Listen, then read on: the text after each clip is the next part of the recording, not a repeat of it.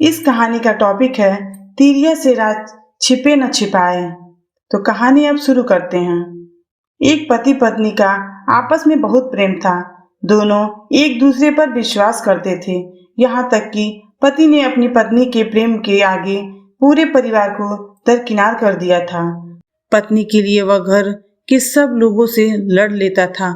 वह जानता था कि उसके माता पिता कितने सीधे और सच्चे हैं, लेकिन जब कोई मौका आता तो पत्नी का ही पक्ष लेता था।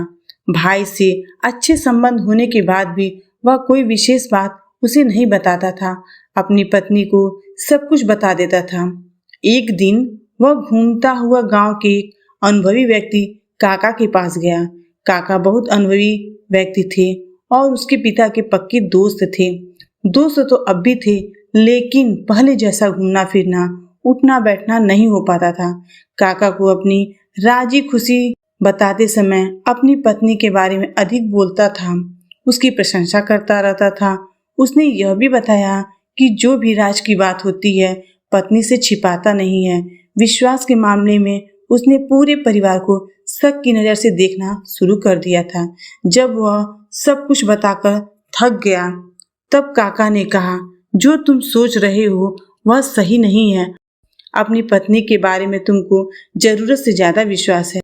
किसी समय परीक्षा लेकर देखो, फिर पता चल जाएगा कि कौन कितनी राज की बात छिपा सकता है। मैं यह नहीं कह रहा कि तुम्हारी पत्नी का प्रेम सच्चा नहीं है।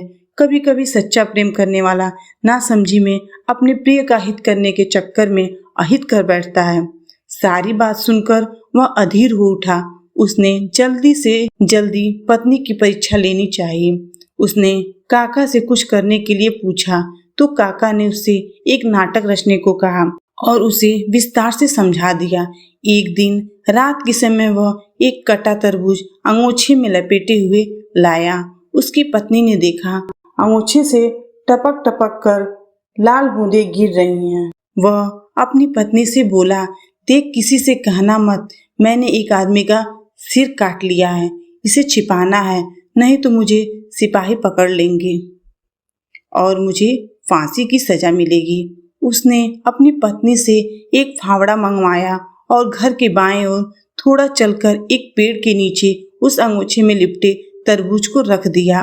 वहीं उसने एक गड्ढा खोदा और उसमें उस तरबूज को अंगोछे सहित गाड़ दिया। ऊपर से मिट्टी डालकर वह जगह समतल बना दी। उसकी पत्नी इस घटना से बेचैन हो उठी। अपने पति से कुछ नहीं कहती थी, बल्कि अंदर ही अंदर घुटन महसूस कर रही थी। उसे एक दुख सा महसूस होता था। अब वह मन में रखे इस बोझ से हल्का होना चाहती थी।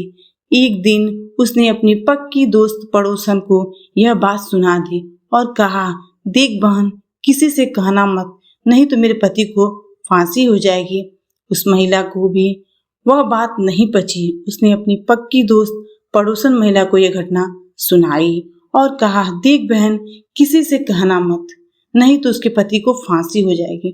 इसी प्रकार एक ने दूसरे से, दूसरे ने तीसरे से, तीसरे ने चौथे से कहा और फिर यह खबर पूरे गांव में फैल गई।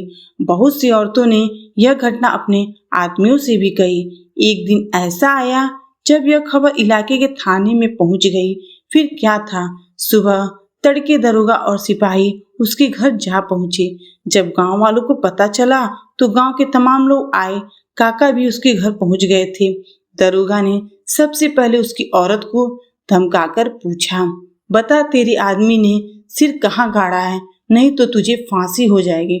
उसने डर के मारे वह स्थान इशारा करके दिखा दिया।